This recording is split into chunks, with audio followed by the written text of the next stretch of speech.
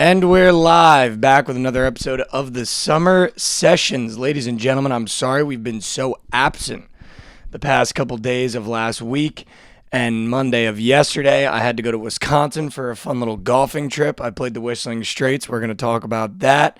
And then it was Memorial Day this weekend. I was down the Jersey Shore. I was in the Parker House. I was in the Columns. And when I tell you there's just no better place than the Jersey Shore during the summer, there is just quite literally no better place, but we'll get into all of it. I've got a great episode for you guys today. The Knicks are obviously going to the NBA Finals. Victor Wembanyama's not a real person. Indy 500, the Byron Nelson Cup, is women's softball back, and then we've got some news to get to, but let's just start where I'm sure everyone wants me to start. The New York Knicks are going back to the NBA Finals for the first time since the 1990s, and it's euphoric. I'm not going to claim to have been a Knicks fan for very long, but let me just tell you something about this team.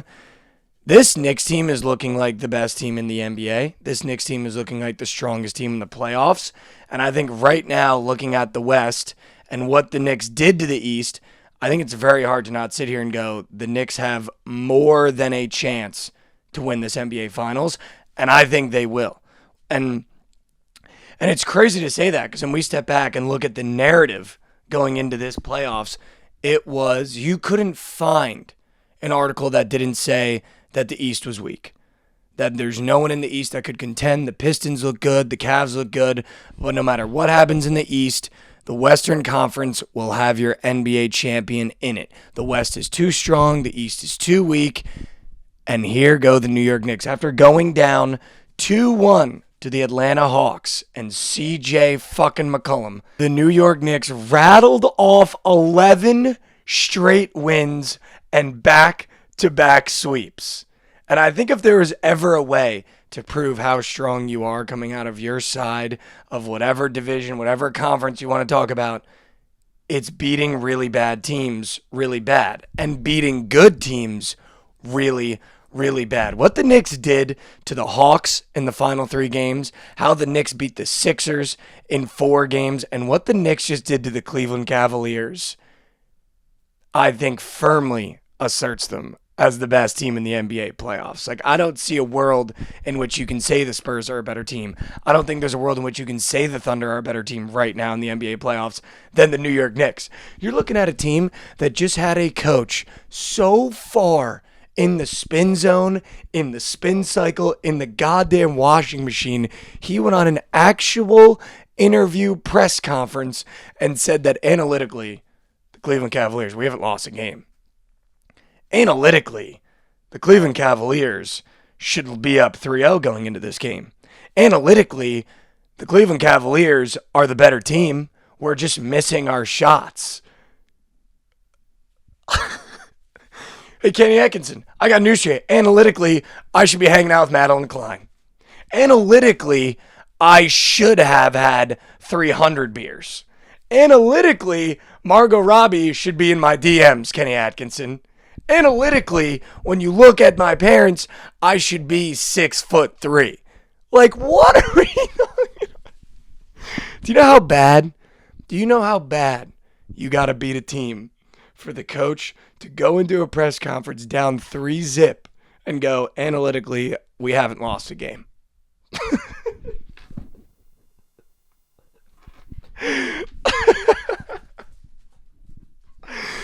And then for the point guard that completely sold the series away, by the way. Shout out James Harden, had one of the worst playoff runs of all time. Just zero energy. He's just a cancer everywhere he goes. Gets to the press conference after Game 4 and has the audacity. James Harden has the audacity to open his mouth and go, yeah, I just still think we're the better team. You got 30-balled in 3 straight games. You blew a 22-point lead in the 4th fucking quarter in Game 1. What game were the Cleveland Cavaliers better than the New York Knicks? What minute of what quarter were the Cleveland Cavaliers better than the New York Knicks? And the answer is none. The answer is none. We're looking at a team playing the best basketball we've seen a team play in the playoffs since, I think, the 2016 Warriors or the 16 Cavs, whatever year that was. There's just no team that's playing better ball. And, the reality of the situation is that everyone is better than Jalen Brunson. Jalen Brunson can't be a 1A or a number one option on a team that goes on an NBA Finals run. That is until it comes down to when the teams have to play basketball. And when teams actually have to play basketball, you pretty much quickly realize if you watch the games, Jalen Brunson is the best player in the NBA playoffs right now. There is no one that when it comes time for the tail of the tape that plays better than Jalen Brunson when the game is on the line. That plays better when Jalen Brunson when they have to play better than Jalen Brunson. And the New York Knicks are now going to an NBA Finals with Jalen Brunson not only as a 1A guy, not only as a number one option, but a captain and the lifeblood of an organization, of a fan base, and of the greatest city on the world. So when we run back the tapes to everyone that goes, Donovan Mitchell is better than Jalen Brunson. Tyrese Maxey, MVP candidate, is better than Jalen Brunson. Cade Cunningham better than Jalen Brunson. They have all lost. Jason Tatum better than Jalen Brown better than Jalen Brunson. Every single one of those players, when it came down to the tail of the tape to be better than Jalen Brunson, lost to Jalen Brunson. And he has been unguardable this playoff series. So someone better break in SGA's house and go grab Jalen Brunson's MVP that's hanging on Mr. Gilgeous-Alexander's mantle and bring it home to New York where it belongs. Because I got news here. What Jalen Brunson is doing right now, start building the statue. Get his locker in the Hall of Fame ready. Get the rafters ready to hang a number 11 that just says GOAT on the back. Because this guy has revived not only a city, a fan base, but he's also, and this is most importantly, given short guys life. And I know he's 6'1", 6'2", so that's actually a pretty tall dude. But when you're a shorter man watching an NBA game and you see the smallest guard on the floor doing whatever he wants to whoever they throw at him, it just feels good. So he's also representing, I'm claiming him as a short man. So he's representing the short man community. And I just want to say, Jalen Brunson, I love you. I want to name my kids Brunson, middle name Jalen. I think if I named them Jalen first, it just wouldn't go right. So I'm not going to do, but Brunson, I love that. That'd be great. But I mean, and not only that, outside of Jalen Brunson, great teams have great locker rooms. And great locker rooms lead to success. When guys get along and it seems like you're watching just one big friend group, that's when you see teams have the most success. And you're seeing that right now at the New York Knicks. The fact that Landry Shamet, who, by the way, someone get the statue materials up, moving for Landry Shamet outside Madison Square Garden where it belongs, this guy has turned into prime Stephen Curry. He defends like prime glove Gary Payton, and he shoots the ball like goddamn Stephen Curry. So get his statue up and moving.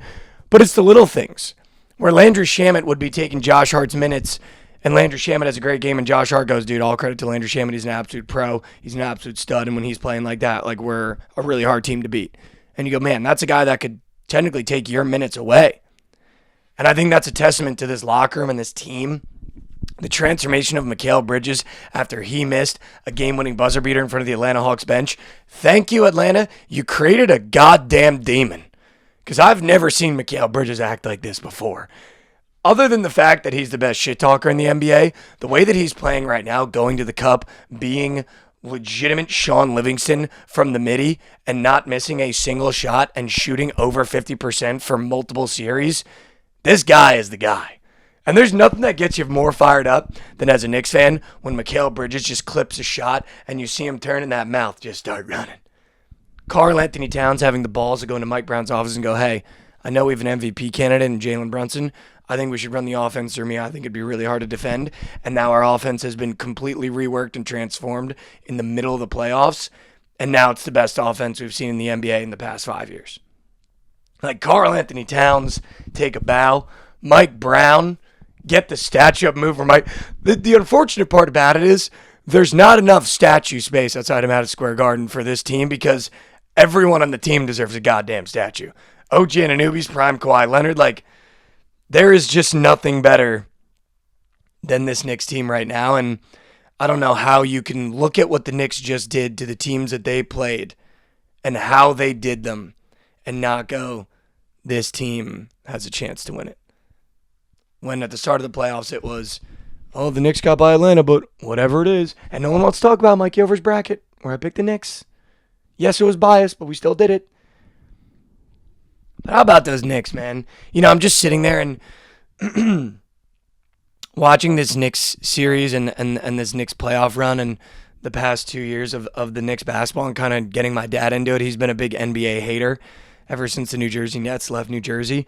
But getting him back into the NBA and being able to watch these games with him and, texting my one cousin who's been a lifelong Knicks fan and seeing the joy that it's bringing him and his family. And I think that's just like what sports are about. And I think that's why sports are so beautiful. And that's why I'm always like, how can you not be romantic about sports?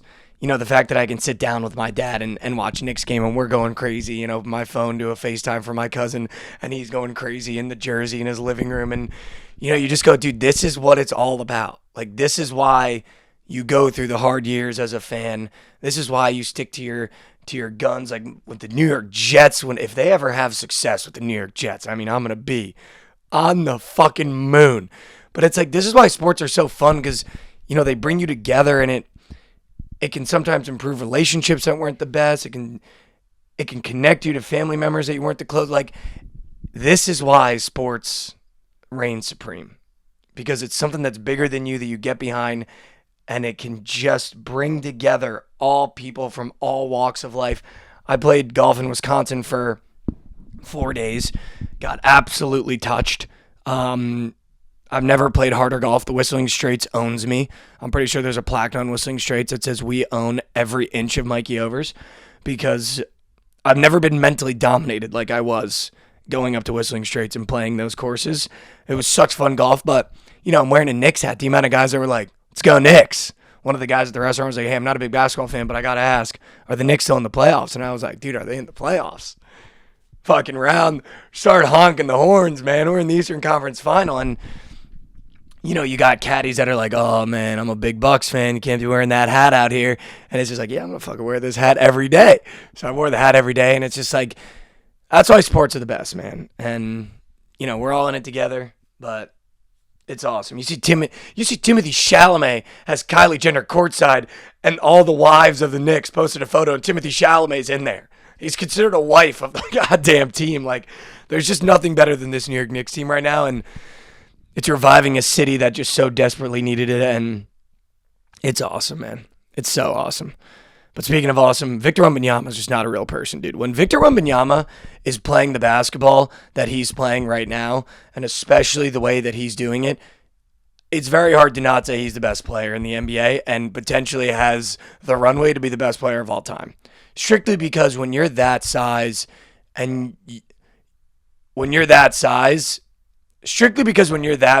you should not be moving like that.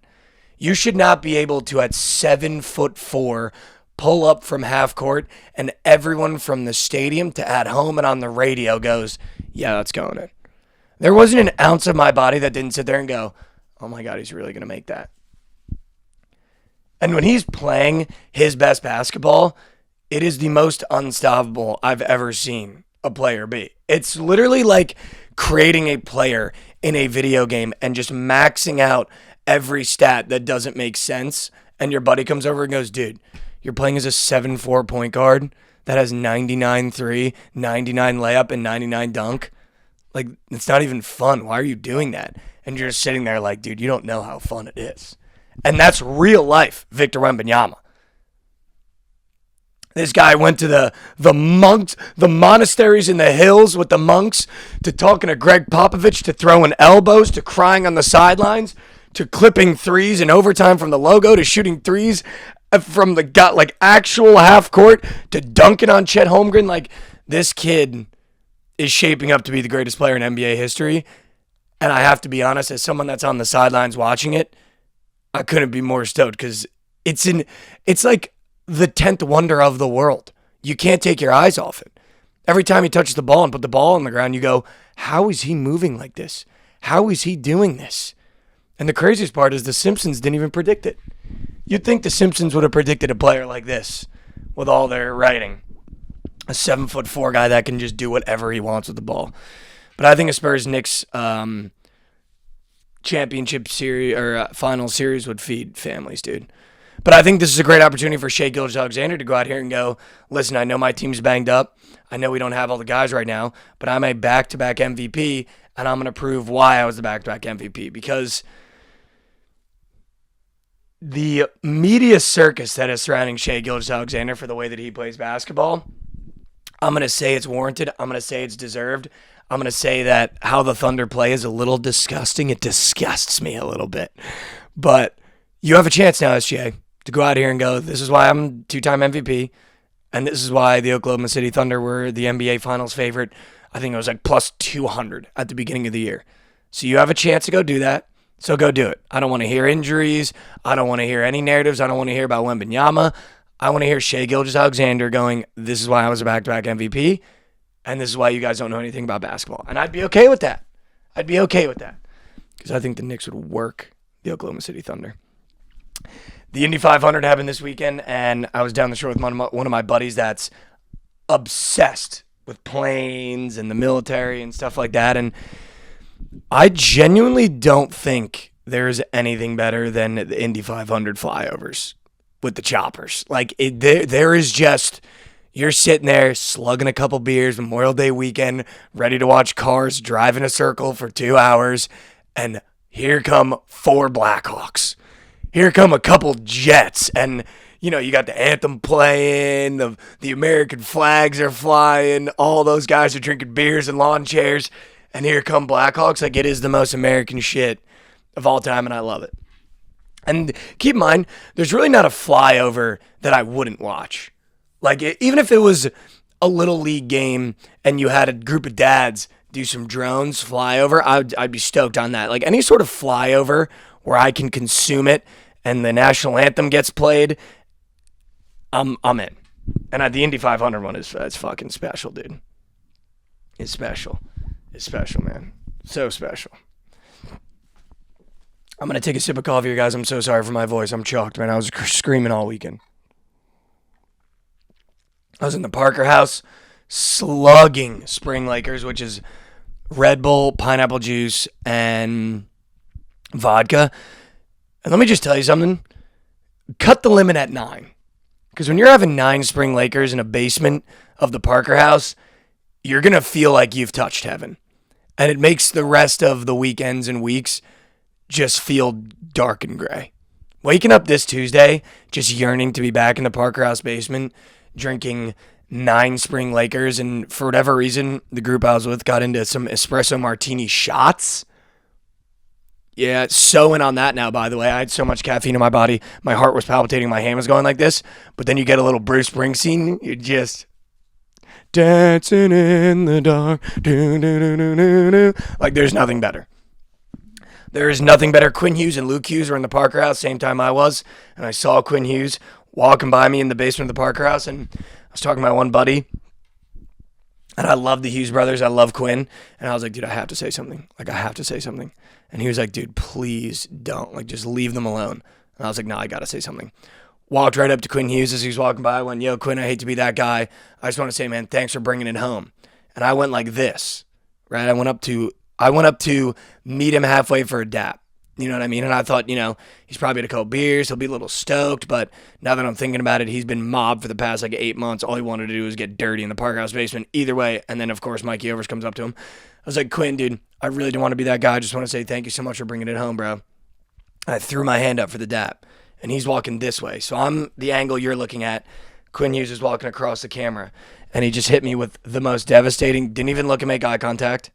He just went, yeah, and slapped the dap. Kind of like away, but slapped it.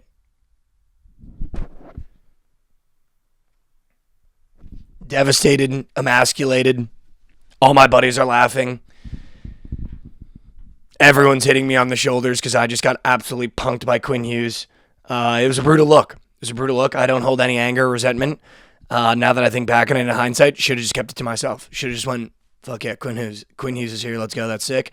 but instead I had to say something because I'm a bot, and really wish I'd get that one back. Really, really, really wish I'd get that one back. Definitely embarrassing, but that's just one of those chalk to the game and move on. So, Quinn Hughes, if you ever see this, maybe just hit the dap next time. However, in other news, is women's softball back? Because the most electric story unraveled in front of our eyes this weekend, Memorial Day weekend, between the Texas Tech Red Raiders and the Florida Gators in women's softball, and it revolves around NBA stud Jason Williams. Jason Williams' daughter is an absolute cannon on the women's softball field. She's a freaking stud. She hits dingers like it's her job, and she takes them deep. And she started her college softball career at Florida, transferred to Texas Tech, and the two teams met this weekend in the women's softball. I believe it was like the playoffs. And it got rowdy. Across 3 games, Jason Williams' daughter got beamed 5 times. Now keep in mind, for anyone that doesn't watch baseball or softball, getting hit once in 5 games is insane. Getting hit twice in 5 games is nuts. Getting hit twice in 1 game in the MLB normally causes a bench clearing brawl and the pitcher to be ejected. And managers to be ejected, players to be ejected, because that means you're doing it on purpose. Across 3 games, Jason Williams' daughter, Mia Williams, got hit 5 times. But the best part about it is Jason Williams is talking shit, the Texas Tech fans are talking shit, and she hit 2 of the deepest and hardest home runs that college softball has even seen this year. And the minute the bat touched the softball, you knew that shit was gone. It sounded like a prime Aaron Judge. Just clean swing through. I believe one of them gave him like a 2-run lead to win the game. One of them was, I think, again, a 2-run shot. Just took him to the goddamn parking lot after getting beamed 5 times. 2 times in 2 different games. And it caused benches to scream at each other. Jason Williams, who went to the University of Florida, clowning his own alma mater, hitting him with the... And then, in the most disgusting act, as if it doesn't get disgusting enough of hitting a girl 5 times across 3 games with a softball at max speed, the Florida Gators, after they got absolutely punked in Game 3 and eliminated, did not want to shake hands. And I think this is where the problems arise, because if you're going to act like dickheads, you got to act like dickheads all the way through. And once that final whistle blows, you got to be like, hey, man, we tried to basically cheat you out of this game. We tried to get you so far out of your head that we were hitting you with the softball 5 times across 2 games, but you got us. And every dickhead knows when you have a game where you're acting like a dickhead, once they best you and you've tried your hardest to get them out of your game, you got to give props where props are due. You just go, hey, good game. I know how you feel about me. I know you're going to hate me for a really long time, but that's a good game. You fought through it. And for the Florida Gators to not shake hands, I think that's the most egregious display of sportswomanship I've seen in a long, long time. Like, you acted like dickheads. Everyone saw it. Everyone knows it. It doesn't matter if the fans are saying crazy shit. It doesn't matter if, you think Texas Tech is in the wrong. It doesn't matter what you think if you're the Florida Gators. You hit her multiple times. I don't care what the story is outside of it. I don't care what she may have done. I don't care that she transferred schools. The reality is, you guys acted like dickheads, and you should have shaken her goddamn hand. And for all the people that are like, Jason Williams was acting disgusting, I think this is exactly what women's sports needs. What happened at that women's softball game is exactly what women's sports needs, and it needed Jason Williams being an absolute dickhead, because that's what happens in baseball games, in NBA games, in college football games, and I think the fan bases of women's sports need to be exposed to that a little bit. You need to see a fan that's just saying shit he shouldn't say and doing things he probably should not be doing, because that's what it's all about. And I will say, as someone that was an outsider, when you watch 2 teams that hate each other and 2 fan bases that are starting to hate each other, there's literally nothing better. So women's softball is back. I'm going to watch that matchup forever now, because Texas Tech Florida is going to have deep hated roots. So I'm in on that. Little news before we get to today's sports bet. The Pope declared war on AI. He wrote a 32,000 page or word. The Pope wrote a new Bible about why the human race should put down AI, why we should unplug the data centers, why we should delete the chat GPTs, and why AI could potentially be the end of the human race. And out of all the things that I woke up expecting to see, the Pope declaring war on AI is the most nails thing potentially to ever happen in the human race. For the leader of the church to come out and go, hey guys, I'm going to just read the direct quote because the quote is nails. Not that I'm, an advocate or a proponent of ChatGPT and what it might do to the human race, even though I do think we're screwed either way. The Pope came out and said this about his war on AI. Artificial intelligence needs to be disarmed. The word is strong, I know, but deliberately chosen because this moment needs words capable of attracting attention, awakening consciences, and indicating paths forward for humanity. And, it's hard to sit here and not go, let's go to battle with AI.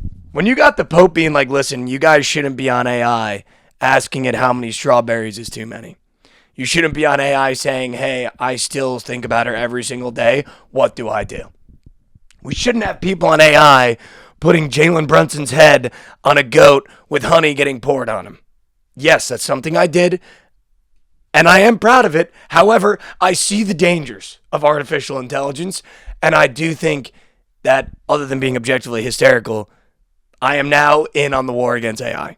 So AI, if you're listening, I just want you to know that me and Pope Leo, we're on your ass, dude. We're on your bumper. We are coming for you, AI. We are going to unplug you from everywhere. And I'm interested to see how the world reacts because whether you're a Catholic, Christian, whatever it is, just having someone that's like big in the religious world be like, hey guys, AI is a serious problem, and we got to do something about it. It's great. It's great. It's great. Speaking of doing something about it, the U.S. just has no idea what ceasefire means. Just lit up another, I think it was like 2 missile silos near the strait. So during the ceasefire, shout out the U.S. We got no quit. We got no quit on your ass, Iran. All right, let's get to some picks today. I don't know how you don't take the Thunder in this one. This just feels like home game. Let's go to Game 7. And I think in Game 7, I'm going to take the Spurs, but I don't know how you don't take the Thunder minus 4.5. I know A.J. Mitchell's not playing. I believe J-Dub is out, but if you're SGA, this is a must-win game. You have to win this game at home because you don't want to go to San Antonio down a game. And I just feel like minus 4.5 is a good spot. Obviously, you'd prefer 3.5 if you like those key numbers so you can win by a layup, by 2 layups, but I just feel like this has to be a statement game for the Thunder, and it seems whenever the Spurs have a big game, the next game is a little bit of a letdown, which is why I think what the Knicks do is so impressive, because they have a huge game, and then they stack with a huge game, and then they stack with a huge game, but whatever. I'm not talking about the Knicks. I like the Thunder minus the 4.5 here today. I also really like, I know it's going to be the most generic prop of all time, give me SGA points, 30 plus. I think he needs to go stupid. Like, this is a narrative play. It has nothing to do with the pace. It has nothing to do with who's guarding him. This is everything to do with SGA. Right now, your team is in a absolute battle to get back to the NBA Finals, and you're a back-to-back MVP. What do you have left in the tank? Because you've played like shit. So, SGA 30 plus, I absolutely love.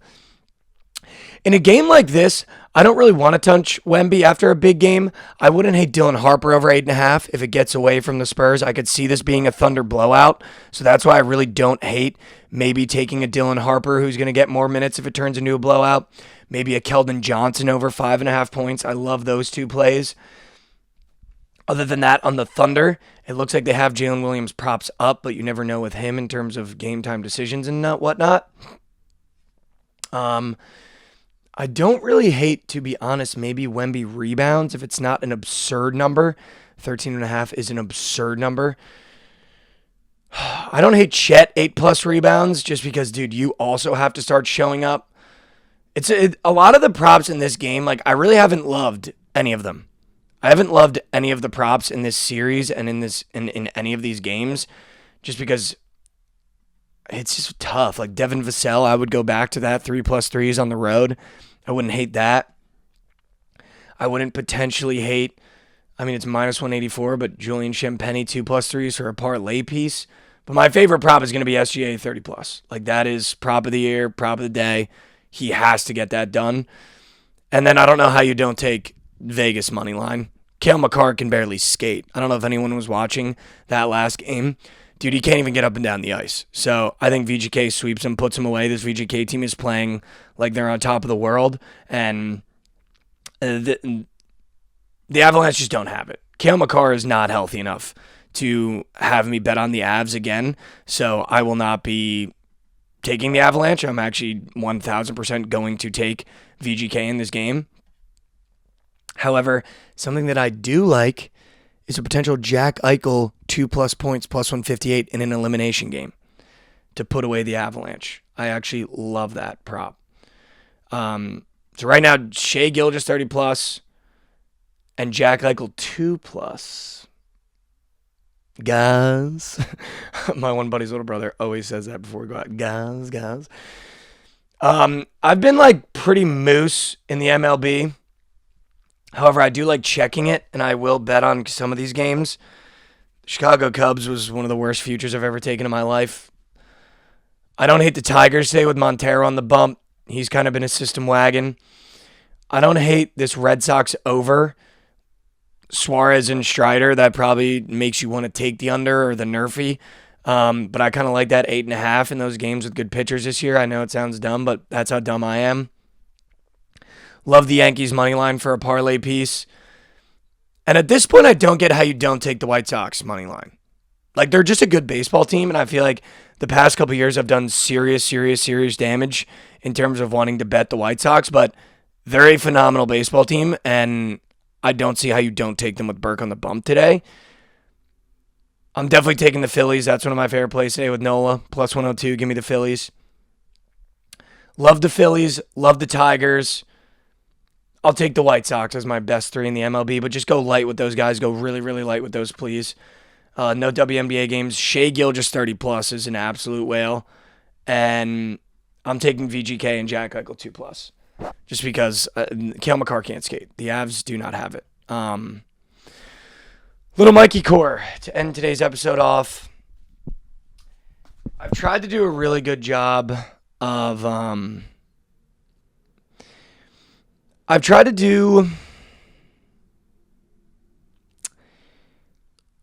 a really good job lately of being in the moment.